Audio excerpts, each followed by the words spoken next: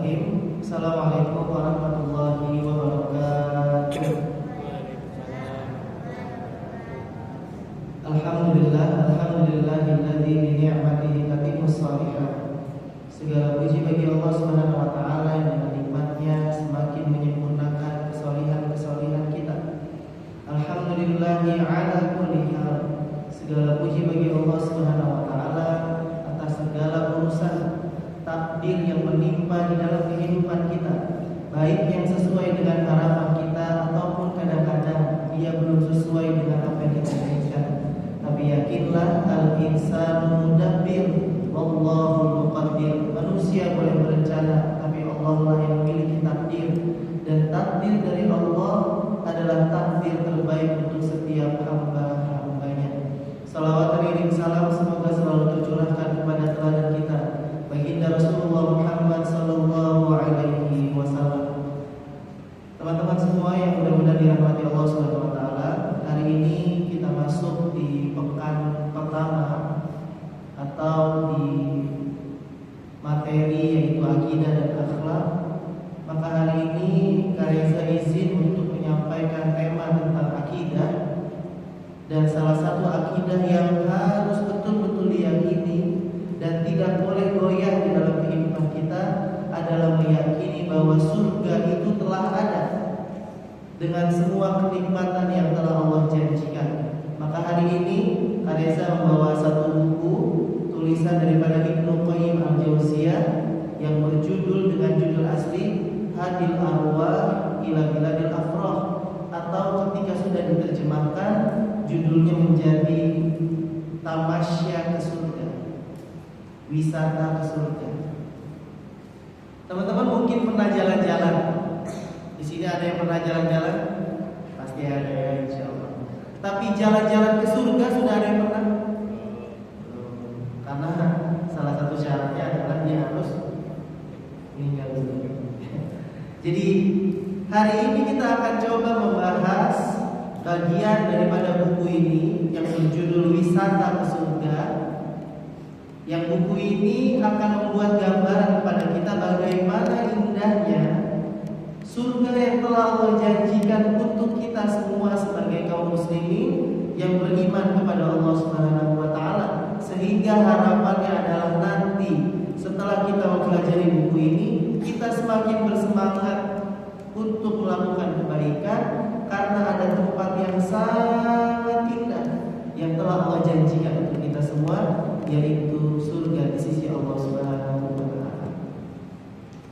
Maka buku ini diawali dengan bab atau pelajaran yang pertama, judulnya adalah surga sudah ada sekarang. Jadi yang harus teman-teman yakini adalah surga itu sudah ada. Dan tidak boleh ada orang yang berpikir, benar gak sih kalau kita sholat, kita puasa, ini udah capek-capek datang ngaji, kita benar-benar bisa masuk surga? Surga itu beneran ada apa enggak sih? Karena sebagian orang di Indonesia atau bahkan di dunia ini masih ada yang tidak yakin akan kehadiran Allah Subhanahu wa taala sebagai Tuhan ataupun adanya surga dan neraka. Lebih jauh lagi dia tak percaya tentang adanya kehidupan hari kiamat. Makanya bagi mereka kalau sudah meninggal dunia ya udah selesai hidupnya. Padahal tidak. Bagi orang beriman bahwa ketika seorang muslim telah meninggal dunia, di sanalah kehidupan yang sebenarnya.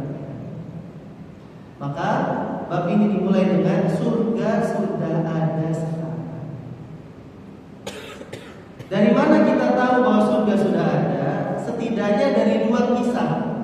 Yang pertama kisah Nabi Adam alaihissalam yang sangat masyhur, sangat terkenal, kita sudah pernah mendengar bahwa Nabi Adam alaihissalam pertama kali Allah ciptakan di dalam surga, mengambil tanah-tanah yang ada di permukaan bumi saat itu, lalu diciptakanlah Nabi Adam alaihissalam, lalu nanti diciptakanlah Ibunda Hawa daripada bagian dari tubuh Nabi Adam alaihissalam. Nanti Allah memberikan larangan untuk jangan mendekati pohon tersebut. Justru nanti Nabi Adam tergoda oleh iblis sampai nanti memakan buahnya, yang menyebabkan Nabi Adam harus diturunkan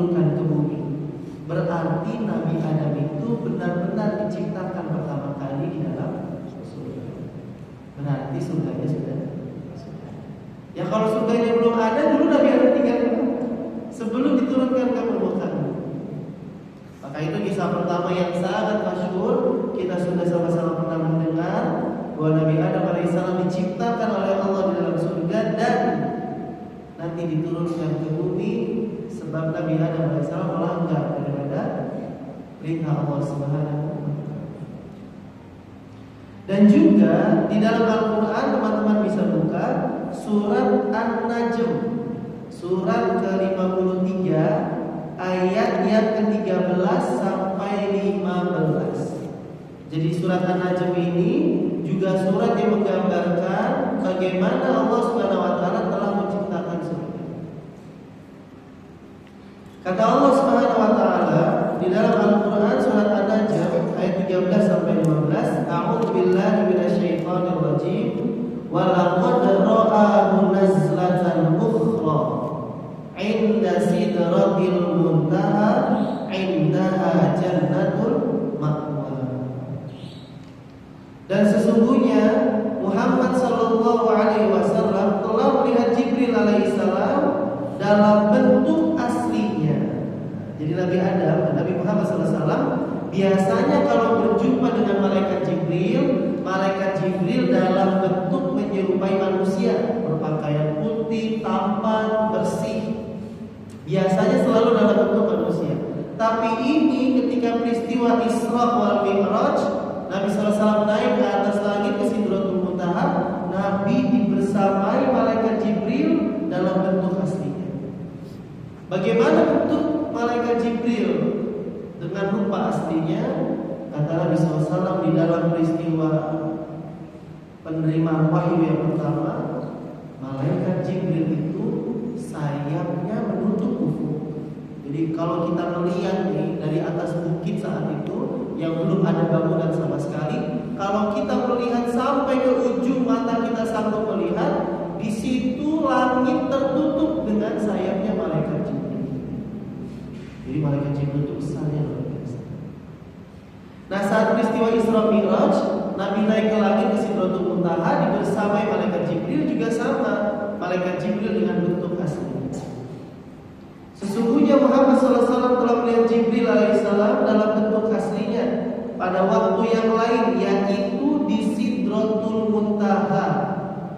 Yang di dekat Sidratul Muntaha itu ada surga, Jannatul Ma'wa. Ada surga sebagai tempat tinggal. Berarti ketika Nabi SAW naik ke atas langit, Nabi dari Sidratul Muntaha melihat bahwa surga itu sudah ada. Berarti surga itu benar-benar sudah ada. Inilah keyakinan orang beriman bahwa surga itu telah ada. Maka dari Anas bin Malik tentang peristiwa Isra, Nabi SAW itu bersabda, "Summa talaqa bi Jibril hatta na'tiya Sidratul Muntaha." Kemudian malaikat Jibril alaihissalam membawaku hingga Sidratul Muntaha. Lalu ia ditutupi dengan warna-warni yang aku tidak tahu. Jadi Nabi itu melihat suatu tempat yang ada warna-warni di sana. Lalu beliau berkata, kemudian aku dimasukkan ke dalam surga, dan ternyata di dalam surga itu ada batu-batu mutiara. Ya, mutiara-mutiara yang tanahnya mengeluarkan harum kasturi. Jadi surga itu tanahnya bukan tanah kayak di bumi hari ini. Tanahnya itu mengeluarkan harum kasturi dan tampak berkilau karena banyak mutiara-mutiara sebagai kemah, tempat-tempat tinggal, kamar-kamar untuk orang-orang beriman itu terciptanya dari mutiara. Nanti kita akan lihat berapa luasnya rumah-rumah penghuni surga. Maka di hadis yang lain riwayat oleh Bukhari dan Muslim, sesungguhnya jika salah seorang kalian meninggal dunia, ditampakkanlah kepadanya tempat duduknya pada waktu pagi dan sore, tempat duduknya di surga. Jadi kalau orang itu nanti calon penghuni surga, pas dia sudah meninggal, waktu pagi dan sore ketika ketika dia di alam kubur itu dia diunjukin sama Allah, nanti tempat kamu di surga tuh di sana ya. Kalau kamu di neraka tempat kamu nanti di sana. Jadi orang masuk surga gak akan ada yang nyasar, gak ada yang salah kapling, gak ada yang linglung kayak ya Allah di surga luas banget, tempat saya di mana ya? Itu orang gak ada yang gitu. Karena Allah sudah memberikan gambaran sejak dia masih di alam kubur, setiap pagi dan sore ditunjukin nanti. Oh, ini kalau masuk surga tempatnya di sana. Jadi nanti pas Doni masuk surga, Doni udah tahu tempatnya di sana. Gak lagi bingung rumah saya yang mana, kalau kampung saya yang mana, enggak. Kenapa? Karena sudah ditunjukkan sejak dia pertama kali masuk di alam barzakh. Nah, itu ya. Jadi tempat duduknya sudah ditunjukkan, berarti surganya sudah ada karena sudah bisa ditunjukkan saat dia di alam barzakh. Nah, jadi yang pertama, keyakinan kita adalah surga itu telah ada. Berapa jumlah pintu surga? Jumlah pintu surga ada 8. Ingat ya teman-teman, pintu surga jumlahnya ada 8. Jadi surga yang tangannya luar biasa luas ternyata memiliki 8 pintu yang masing-masingnya memiliki amalan khusus yang kita akan masuk ke dalam surga lewat pintu itu sesuai dengan amalan kita. Diawali dengan firman Allah dalam surat Az-Zumar ayat 73. Allah Subhanahu wa taala berfirman, "Wasiqal ladzina taqaw rabbahum ilal jannati zumara hatta idza ja'uha wa futihat abwabuha wa qala lahum khazanatuha Salamun alaikum tibtum fadkhuluha khalidin. Allah Subhanahu wa taala berfirman, dan orang-orang yang bertakwa kepada Allah mereka akan masuk ke dalam surga berombong-rombongan. Jadi masuk surga itu bareng-bareng nanti rombongan-rombongan. Bahkan di dalam satu riwayat nanti saling bergandengan tangan. Jadi dia saling bergandengan tangan, rombongan bareng-bareng masuk ke dalam surga. Sehingga apabila mereka sampai ke surga, pintu-pintunya telah terbuka. Jadi nanti pas kita masuk surga itu pintu-pintunya sudah terbuka. Dan di depan pintu itu sudah ada malaikat penjaga surga. Yang para malaikat itu akan mengatakan, kesejahteraan untuk kalian, keselamatan untuk kalian, ucapan salam, assalamualaikum untuk para penghuni surga. Berbahagialah kalian, maka masuklah ke dalam surga ini, sedang kalian akan kekal dalam. Jadi luar biasa ya teman-teman. Kalau hari ini teman-teman pernah pergi ke acara pernikahan, biasanya di depan pintu masuknya ada among tamu, ada yang bertugas untuk nyambut tamu. Silakan masuk, pakaiannya rapi. Kalau kita masuk selalu disambut dengan senyum. Bahkan mungkin orang itu akan menyapa kita. Nanti ketika kita masuk ke dalam surga, yang menyapa kita itu adalah malaikat di sisi Allah Subhanahu wa taala. Jadi kita nanti jadi tamu yang sangat istimewa. Kenapa? Karena yang menyambut kita adalah para malaikat. Nah, itu di dalam surat Az-Zumar ayat 73, surat 39 ayat 73. Ternyata neraka juga punya pintu.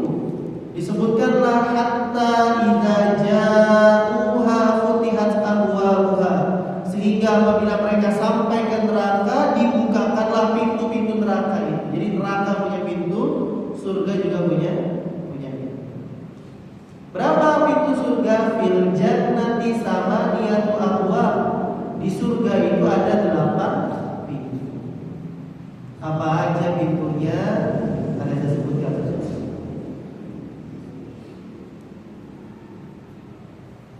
Faman kana min ahli sholat du'iya min babis sholat. Kalau orang itu dia ahli sholat, teman-teman sholat 5 waktunya bagus, tambah dengan sholat duha misalnya, tambah dengan qiyamul lail, tambah dengan sholat sunnah rawatib. Pokoknya teman-teman kalau masalah sholat paling jago, paling keren, gak pernah ketinggalan sholat berjamaah atau selalu tepat waktu, berarti teman-teman itu ahli sholat. Kalau ahli sholat dipanggilnya lewat babu sholat, lewat pintu yang nama pintunya itu pintu sholat. Khusus untuk orang-orang yang ahli sholat, masuklah ke dalam surga lewat pintu. Itu yang pertama. Wa man kana min ahli jihad du'iya min babil jihad. Kalau dia ahli jihad, masuk surganya lewat babul jihad, lewat pintu jihad. Orang-orang yang mati di medan perang, misalnya saudara-saudara kita di bumi Palestina, itu orang-orang yang syahid, maka ketika dia meninggal dunia masuk surganya lewat babul jihad. Jadi yang pertama babul sholat, yang kedua babul jihad, pintu jihad, yang ketiga adalah babul sedekah. Untuk orang-orang yang rajin sedekah, masuk surganya khusus nanti ada pintu sedekah. Yang keempat babul royah, yaitu pintu untuk orang yang ahli puasa. Dia puasa wajib, bagus, Senin Kamis, Ayamul Bid atau puasa-puasa sunnah lain dia kerjakan. Dia pokoknya ahli puasa, masuknya lewat babul royah. Apalagi babul aiman. Babul aiman ini pintu yang paling kanan. Jadi dari 8 pintu, pintu yang paling kanan itu namanya babul aiman. Pintu ini kelas eksekutif. Karena yang bisa masuk ke babul aiman adalah orang-orang yang masuk surga tanpa hisab. Di dalam satu riwayat 70.000 orang, di riwayat yang lain 700.000 orang. Limited edition. Pintunya khusus, terbatas. Orang-orang yang bisa masuk ke sana adalah orang-orang yang masuk surganya tanpa hisab. Berarti orang soleh itu luar biasa. Itu babul aiman yang kelima. Yang keenam babul taubah, pintu taubat. Dia masuk surga lewat pintu taubat, berarti orang ini rajin istighfar, rajin bertaubat. Kalau dia jatuh ke dalam dosa, dia selalu ingat kepada Allah Subhanahu wa taala, maka dia langsung beristighfar, meminta ampun, berjanji tidak mengulanginya. Maka orang-orang yang seperti ini masuk surganya lewat pintu taubat. Itu yang ke-6. Yang ke-7 namanya babul radin, pintu ridho. Apa maksudnya pintu ridho? Pintu ini akan dimasuki oleh orang-orang yang ketika di dunia dia sangat ridho, sangat ikhlas, sangat menerima takdir dari Allah Subhanahu wa taala. Jadi kalau hari ini teman-teman ada ujian, ada permasalahan, kena musibah, teman-teman bersabar, ikhlas, ridho, menerima ketentuan Allah, maka orang-orang seperti itu dia masuk surganya lewat babul radin, pintu ridho. Untuk orang-orang yang ikhlas menerima takdir dari Allah Subhanahu wa taala. Itu yang ke-7. Yang terakhir yang ke-8 namanya babul kaziminal ghaiza. Babul kaziminal ghaiza, pintu untuk orang yang menahan amarah. Jadi pintu ini kaziminal ghaiza adalah pintu untuk orang-orang yang mampu menahan amarah. Itulah nanti di surat Ali Imran ada ayat bunyinya wal kadhiminal ghaiza wal 'afina 'anil nas. Untuk orang-orang yang mampu menahan amarah dan dia memaafkan kesalahan manusia atau kesalahan orang lain, untuknya ada surga di sisi Allah Subhanahu wa taala.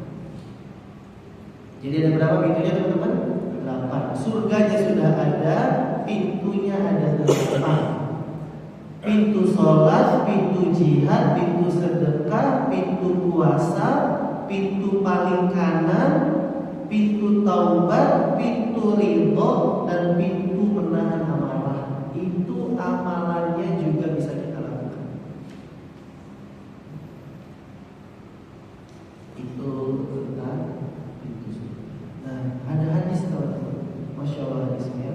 Diriwayatkan oleh Imam Muslim dari Umar bin Khattab. Ma minkum min ahadin yatawadda. Tidaklah seorang pun di antara kalian yang berwudu. Jadi kalau kita berwudu lalu menyempurnakan wudunya kita sempurnakan dari wajah sampai kaki kita selesaikan, lalu ia mengucapkan doa. Dia baca doa setelah wudu. Asyhadu an la ilaha illallah wahdahu la syarikalah wa asyhadu anna Muhammadan abduhu wa rasuluh. Sampai situ teman-teman baca doa setelah wudu. Kata Nabi SAW, illa futihat lahu abwabul jannah as-samaniyatu yadkhulu min ayyiha syaa. Kalau ada orang wudu, teman-teman wudu dimulai hari ini. Kalau teman-teman wudu, selesai wudu dengan baik, wudunya jangan cepat-cepat, jangan buru-buru. Setelah wudu teman-teman baca doa tadi, asyhadu an la ilaha illallah wahdahu la syarikalah wa asyhadu anna Muhammadan abduhu wa rasuluh. Kata Nabi SAW, orang yang wudu dan berdoa seperti itu, Allah akan bukakan baginya pintu-pintu surga yang 8.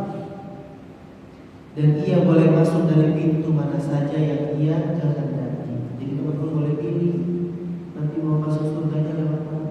Kalau teman-teman senantiasa mendawamkan, menjaga doa setelah berwudu.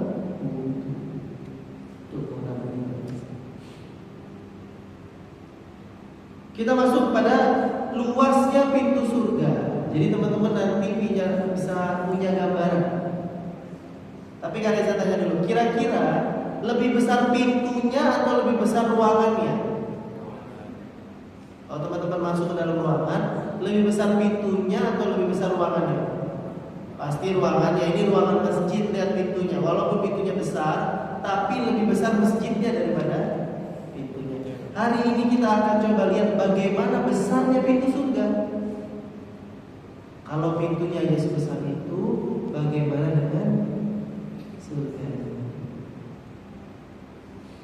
Di dalam hadis yang sangat panjang dari Abu Hurairah, ada saya lewatkan hadisnya, kalian saya bacakan potongan hadisnya. Manusia akan berdiri di hadapan Allah Subhanahu wa taala pada hari kiamat. Dan mereka semua akan meminta pertolongan dan syafaat kepada siapapun yang mereka temui. Hadis yang pernah kalian sampaikan di padang mahsyar, manusia akan datang kepada Nabi Adam, kepada Nabi Nuh, Nabi Ibrahim, Nabi Musa, Nabi Isa, sampai nanti terakhir diarahkan kepada Nabi Muhammad SAW. Maka saat itu ketika manusia sudah datang kepada Nabi Muhammad SAW, Nabi SAW akan pergi ke bawah singgasana Allah, ke bawah arsy-Nya Allah Subhanahu wa taala, lalu aku bersujud, kata Nabi SAW. Maka Allah Subhanahu wa taala mengatakan, "Ya Muhammad, engkau telah aku tempatkan di tempat yang mulia, yang orang lain tidak pernah mendapatkan tempat tersebut." Maka Nabi SAW bilang, "Ya Allah, bagaimana nasib umatku?" Nabi dapat kedudukan tinggi, tapi Nabi memikirkan kita. Kira-kira umatnya itu sekarang tempatnya di mana? Maksudnya umat-umatku ini selamat atau tidak? Jadi itu kasih sayang daripada Nabi Muhammad SAW. Maka Allah Subhanahu wa taala akan mengatakan kepada Nabi Muhammad SAW, "Wahai Muhammad, masukkan di antara umatmu yang tidak ada hisab." Maksudnya dia amalannya banyak sampai tidak dihisab oleh Allah Subhanahu wa taala. Dia melakukan amalan-amalan yang membuat dia tidak dihisab. Masukkan mereka lewat pintu yang paling kanan. Dan demi Allah, kata Nabi Muhammad SAW, sesungguhnya jarak antara kedua tepi pintu itu, teman-teman. Kalau ya anggap aja ini pintu ya, dari lebar pintu. Jarak dari pintu ini, ujung pintu ini ke pintu yang ini, di apa ya, daun pintunya. Kata Nabi Muhammad SAW ketika digambarkan oleh Allah, sungguh jarak antara kedua tepi pintu, di satu pintu ke pintu yang ini, Itu seperti jarak antara Mekah ke Basrah. Dari Mekah ke Basrah. Tadi teman-teman cari tahu kemarin Kak Reza langsung searching jarak antara Mekah ke Basrah. Basrah itu kalau tidak salah di Irak. Jaraknya itu 794 mil, atau kalau dalam kilometer 1272 kilometer. Jadi lebar pintunya doang itu 1272 kilometer. Pas Reza cari tahu lagi, kalau dibuat jarak di antara kota-kota di Indonesia, kurang lebih itu 1200 kilo itu jarak dari Jakarta ke Bali. Jadi lebar pintunya itu kayak lebarnya atau jarak dari Jakarta ke Bali. Pintunya luar biasa besar ya. Jadi itu baru pintunya doang. Pintunya itu daun pintunya, jarak dari ujung pintu ke pintu ini kayak dari Jakarta ke Bali itu lebarnya. Ya wajar lah orang manusia masuk surganya dari awal penciptaan sampai hari kiamat. Kalau pintunya kecil, sempit-sempitan. Jadi pintunya itu lebar. Dan teman-teman tahu jarak antara pintu-pintu surga. Jadi dari satu pintu, tadi kan ada 8 pintu ya. Satu pintu, misalnya Babul Aiman tadi ke Babus Sholah, jadi satu pintu ke pintu yang lain, kata Nabi SAW, wa ma baina misra'aini min masari al-jannah masiratul arba'ina sanah. Jarak antara kedua pintu-pintu surga sama seperti perjalanan 40 tahun. Jadi jarak dari satu pintu untuk bisa ke pintu yang satunya itu membutuhkan perjalanan 40 tahun. Jadi teman-teman bisa bayangin, pintu masuknya seluas apa? Pintunya selebar Jakarta ke Bali, jarak satu pintu ke pintu yang lainnya butuh perjalanan 40 tahun untuk bisa dari satu pintu ke pintu yang lain. Itu bagaimana dengan luasnya surga? Maka sungguh akan datang kepada kalian. Jadi akan ada harinya kita akan melihat itu semua. Hari ini teman-teman cuma bisa mendengar, teman-teman bisa membayangkan pintunya sebesar Jakarta ke Bali. Jarak satu pintu surga ke pintu yang lain 40 tahun, nanti jaraknya jauh banget. Tapi begitulah izin Allah Subhanahu wa taala, itulah kuasa Allah Subhanahu wa taala. Maka karena surga punya pintu, namanya pintu pasti harus punya kunci. Berarti pintu surga itu harus punya kunci. Bahkan di dalam satu riwayat nanti disebutkan dari Mujahid dan dari Al-Hasan menjelaskan tentang ayat di dalam surat Shad ayat 50 bahwa Nabi itu pas mau masuk surga pegang daun pintu, ada apa namanya? Ya ada daun pintu namanya ya, ada pegangan dan buat cekrek. Ada pegangan surga, ada pegangan pintunya. Dan kunci surga disebutkan oleh Nabi, Miftahul Jannah syahadatu alla ilaha illallah. Kunci surga itu adalah dia bersyahadat, bersaksi tidak ada ilah yang berhak diibadahi kecuali Allah. Itu kunci surga. Berarti teman-teman, selama kita masih jadi orang Islam, selama teman-teman tidak melakukan kesyirikan, selama teman-teman tidak melakukan kekufuran yang membuat kita keluar dari Islam, selamat, karena teman-teman sudah punya kuncinya. Tinggal kuncinya ini dijaga sampai nanti teman-teman punya kesempatan untuk membuka pintu tersebut. Berapa lama atau kapan kita bisa menggunakannya tergantung seberapa banyak dosa kita. Karena berarti kita harus mampir dulu, dibersihkan di dalam neraka. Kenapa? Karena surga itu tempatnya adalah untuk orang-orang yang telah bersih dari dosa. Tapi kunci surga adalah syahadat. Jadi setiap orang yang masuk Islam, selamat dia sudah punya kunci surga. Kuncinya jangan dirusak, kuncinya jangan sampai hilang. Kuncinya itu adalah syahadat. Jadi itu kunci surga. Jadi kita sudah pelajari surganya sudah ada, pintunya ada 8, besarnya pintu tadi sudah kali disebutkan, kuncinya adalah syahadat, dan ketika orang-orang sudah masuk ke dalam surga, dia akan melihat di dalam surga ada 100 tingkat. Nanti di dalam surga ada 100 tingkat. Mana dalilnya? Yaitu di dalam hadis Nabi sallallahu alaihi wasallam, inna ahlal jannah, sesungguhnya para penghuni surga itu akan melihat para penghuni surga yang ada di atasnya seperti mereka melihat bintang-bintang yang terang.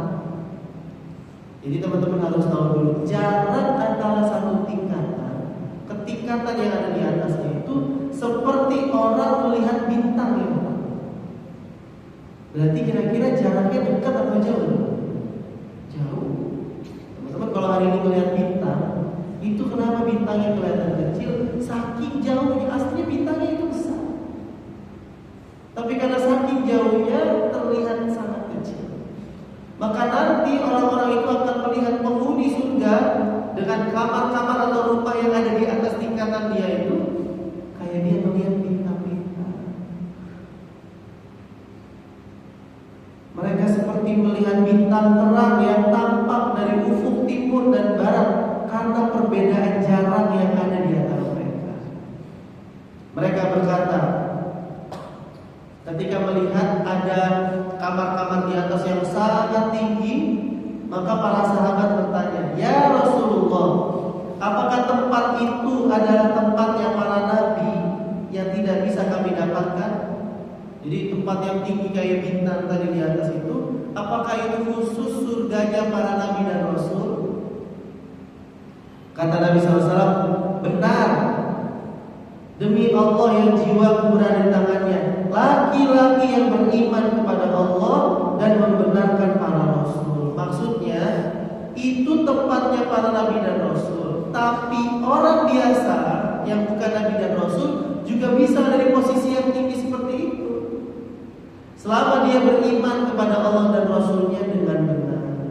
Makanya kita pernah dengar hadisnya tentang ana wa kafirul yatama fil jannah hakaza. Saya dengan orang yang menyantuni anak yatim nanti di surga bertetangga kayak gitu. Berarti dia satu komplek dengan Nabi Muhammad SAW, satu komplek dengan para nabi dan rasul. Di situ teman-teman nanti bisa ketemu sama nabi-nabi terdahulu. Di situ komplek para nabi, klasternya klaster elit, karena isinya adalah para nabi dan rasul. Maka nanti disebutkan bahwa al-jannatu mi'atan darajat, surga itu ada 100 tingkatan. Dan orang-orang akan naik ke tingkatan-tingkatan yang ada di atasnya sesuai dengan seberapa banyak bacaan Quran atau hafalan Qurannya. Kata Nabi sallallahu alaihi wasallam di dalam sabdanya dari Abu Sa'id Al-Khudri, yuqalu li sahibil Quran, dikatakan kepada ahlul Quran, orang yang gemar membaca Al-Quran, orang yang menghafal Quran, mengamalkan Quran, ketika dia sudah masuk ke dalam surga, Iqra wasda' fayaqra'u wa yas'adu bi kulli ayatin darajatan hatta yaqra'a akhir syai'in ma'ah. Maka bacalah Quran dan naiklah. Maka ia akan terus membaca Al-Quran dan terus naik derajatnya di dalam surga setiap tingkatan sampai dia membaca ayat terakhir dari Quran yang pernah dia baca ketika hidup. Jadi makin banyak teman-teman baca Quran, makin tinggi derajat kita di surganya Allah Subhanahu wa Ta'ala. Dan apa tingkatan surga yang paling tinggi? Tingkatan surga yang paling tinggi adalah surga Dan maka teman-teman kalau berdoa mintalah ya Allah, mudah-mudahan saya bisa masuk surga, surganya surga Firdaus, surga yang paling tinggi, ya. Jadi kita bisa satu kompleks dengan para nabi dan rasul. Bagaimana bentuk kamar-kamar surga atau istana-istana di dalam surga yang Allah berikan kepada orang-orang yang beriman? Kita lihat. Di dalam surat Az-Zumar ayat 20, surat 39 ayat 20, lakinil ladzina taqaw rabbahum lahum ghurafun min fawqiha ghurafun mabniyah. Tetapi orang-orang yang bertakwa kepada Allah, mereka akan mendapatkan kamar-kamar yang di atasnya juga ada kamar-kamar lagi. Jadi kayak rumah bersusun. Allah menggambarkan kamar-kamar di atas kamar-kamar, nanti akan ada bangunan yang bertingkat ke atas. Kita akan yakin kepada itu, bahwa itu adalah bentuk yang memang betul-betul ada nanti di dalam surga.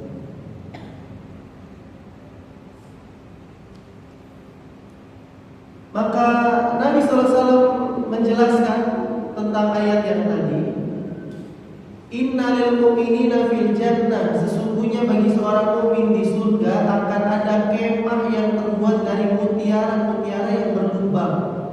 Jadi kemahnya atau kamarnya itu terbuat dari batu-batu mutiara. Batu mutiara itu kan mahal harganya. Kalau di dunia itu mahal luar biasa. Kalau asli ya, bukan mutiara yang di gelang-gelangan atau anting-antingan itu yang dapat dari Ciki misalnya atau di jalan itu. Ini kalau mutiara asli itu mahal. Maka kata Nabi SAW, untuk orang beriman di surga akan ada kemah-kemah, tempat-tempat tinggal untuk mereka yang terbuat dari mutiara-mutiara yang berlubang. Ada pintu masuk untuk ke dalam mutiara tersebut. Berapa besarnya? Kata Nabi SAW, panjangnya 60 mil. 60 mil itu 96 km. Teman-teman tahu jarak dari sini ke puncak berapa kilo? 60 km. Jarak dari sini ke puncak itu, kalau teman-teman pernah ke puncak, itu kurang lebih cuma 60 sampai 70 kilo. Nah, rumah-rumah bagi penghuni surga itu, setiap orang akan punya rumah yang besarnya itu panjangnya 60 mil. Tuluha situ nabilan, panjangnya adalah 60 mil atau kurang lebih 96 km. Jadi satu rumah kita di surga besarnya itu kayak dari sini ke puncak itu rumah kita dalam satu. Masing-masing punya rumah yang sebesar. Dan di riwayat yang lain akan tercipta dengan emas. Kalau teman-teman pernah ke Depok, ada masjid Dian Al-Mahdi, masjid kubah emas. Itu masjid terkenal gara-gara kubahnya dari emas, terus di atas tiang-tiangnya itu tercipta atau dibuat dari emas. Nanti rumah-rumah kita di dalam surga itu semuanya dari emas, dari mutiara dan emas. Yang luas rumahnya itu satu rumah kayak dari sini sampai ke puncak, satu rumah. Lebih dari itu, 90 km. Maka di dalam hadis yang lain kata Nabi SAW, aku masuk ke dalam surga, tiba-tiba aku berada di dalam istana emas. Aku bertanya, untuk siapa ini ya Allah? Mereka menjawab, untuk seorang pemuda Quraisy. Kata Nabi, jangan-jangan aku mengira akulah orang tersebut. Tapi ketika Nabi SAW bertanya kepada Allah, untuk siapa ia ya Allah? Mereka menjawab, Umar bin Khattab. Jadi Nabi bertanya kepada malaikat, bukan kepada Allah, bertanya kepada malaikat. Kata malaikat, itu istana yang terbuat dari emas untuk Umar bin Khattab. Jadi Umar bin Khattab itu dapat rumah dari terakhir. Salah satu keistimewaan penghuni surga adalah mereka akan saling berkunjung dan mereka akan saling mengenang keadaan mereka ketika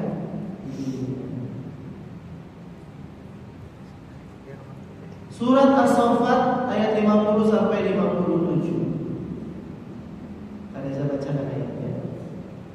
A'udzubillahi minasyaitonir rajim. Fa'aqbala ba'duhum 'ala ba'di yatasaalun. Qala qailun minhum inni kana li qarin. Yaqulu a innaka laminal musaddiqin. A idza mitna wa kunna turaban wa 'idhaman a inna lamadinun. Qala hal antum muttali'un. Fattala'a fara'ahu fi sawa'il jahim. Qala tallahi in kitta laturdin. Walaula ni'matu rabbi lakuntu minal muhdarin. Kalau bisa buka surat As-Saffat ayat 50 sampai 57. Surat As-Saffat itu surat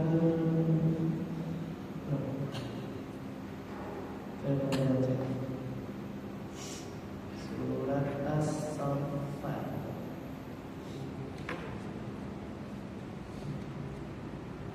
Kita cek di Quran surat As-Saffat ayatnya 50 sampai 57. Akan saya bacakan dulu terjemahannya. Lalu sebagian mereka akan menghadap kepada sebagian yang lain sambil bercakap-cakap. Jadi kita nanti di dalam surga itu akan ketemu sama penghuni surga yang kita kenal, maka kita saling berhadapan-hadapan ngobrol, saling bercakap-cakap. Berkatalah salah seorang di antara mereka, sesungguhnya aku dulu di dunia mempunyai teman yang berkata, apakah kamu sungguh termasuk orang-orang yang percaya kepada hari berbangkit? Jadi ada orang yang dia bilang, memang benar nih, kamu percaya sama hari kiamat, sama hari dibangkitkannya manusia. Kalau nanti kita sudah meninggal dunia dan telah menjadi tanah dan tulang belulang, apakah sungguh kita benar-benar akan dibangkitkan untuk diberikan pembalasan? Berkata pula ia, maukah kamu meninjau temanku itu? Maka ia melihatnya dan dia melihat temannya itu di tengah neraka. Jadi orang yang dulu ketika di dunia ngomong, emang benar nanti manusia akan dihidupin lagi, akan dihitung amalannya, emang benar. Nah, orang yang kayak gitu, orang yang gak percaya bahwa akan ada hari berbangkit, ternyata pas dilihat di akhirat, orang yang itu tadi posisinya ada di dalam neraka. Jadi nanti teman-teman kita akan masuk ke dalam surga. Ketika di surga saling bercakap-cakap, ngobrol, mengenang tentang kisah-kisah masa lalu ketika di dalam kehidupan dunia. Jadi teman-teman, kita nanti kalau sudah di surga, salah satu kecipatannya akan bisa ngobrol lagi satu sama lain dengan teman-teman yang kita kenal ketika di Allahu a'lam. Masih sangat banyak tentang keistimewaan surga. Adanya buah-buahan yang teman-teman inginkan, apa yang teman-teman inginkan sudah pasti Allah akan kabulkan, dan hal-hal yang lain yang itu semua menjadi keistimewaan yang luar biasa yang Allah akan janjikan diberikan untuk orang-orang yang beriman. Salah satunya kita akan kembali berkumpul dengan semua keluarga-keluarga kita di dalam surga, asalkan mereka semua beriman kepada Allah Subhanahu wa Ta'ala. Tapi kalau saudara kita yang di luar Islam, maka kita tidak ketemu lagi.